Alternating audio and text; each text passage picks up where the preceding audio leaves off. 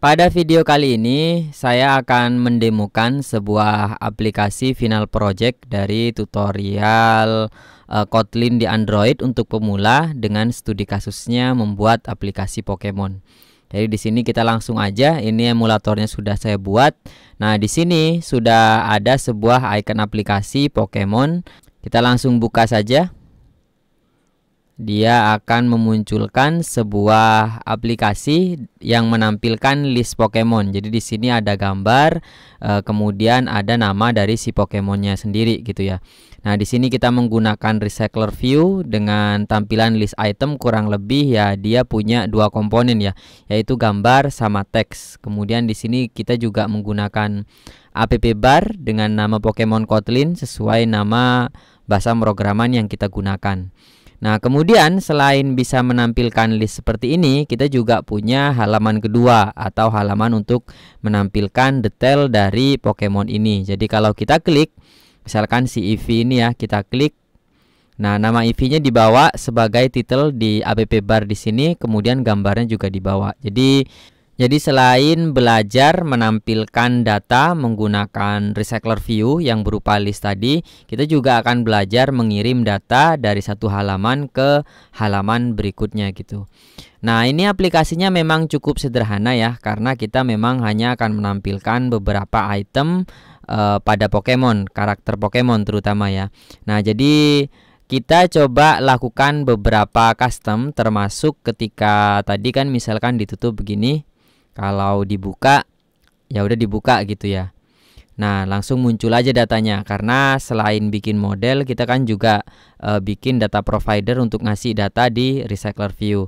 Nah, kita coba kasih beberapa custom. Yang pertama adalah,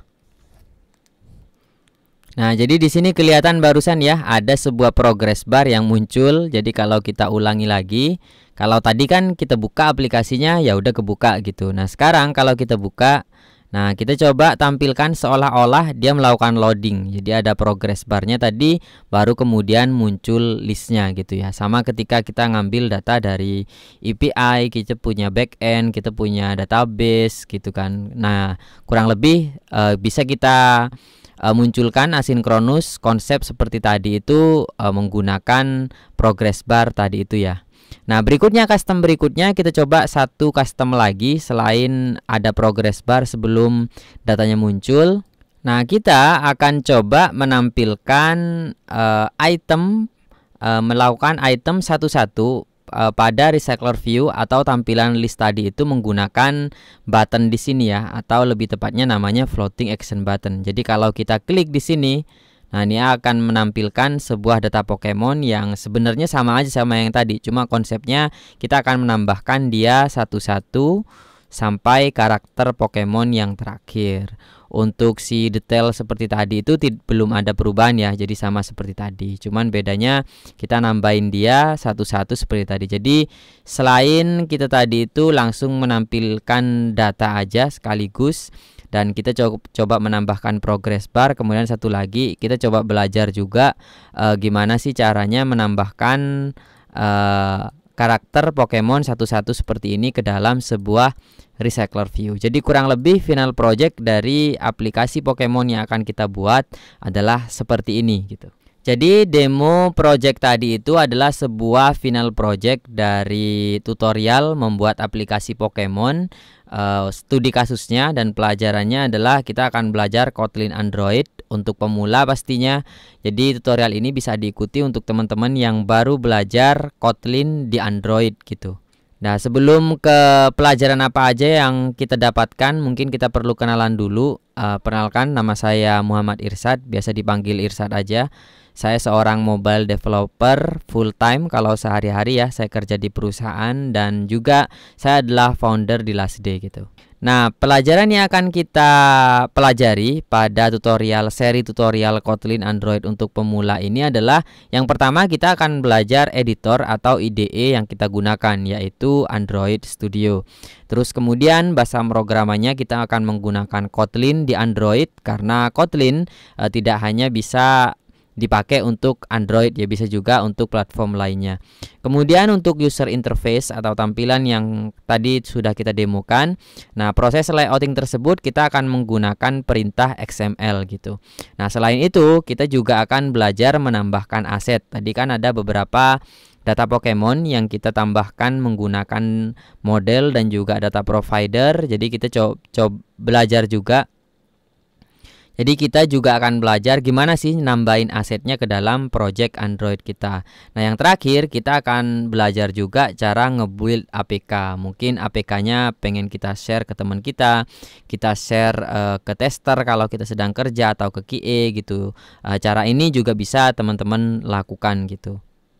Kalau dijabarkan lebih detail lagi dari Android Studio tadi, sebenarnya kita akan belajar paling tidak ada 3 hal. Yang pertama, proses download dari official link Android Studio-nya, websitenya.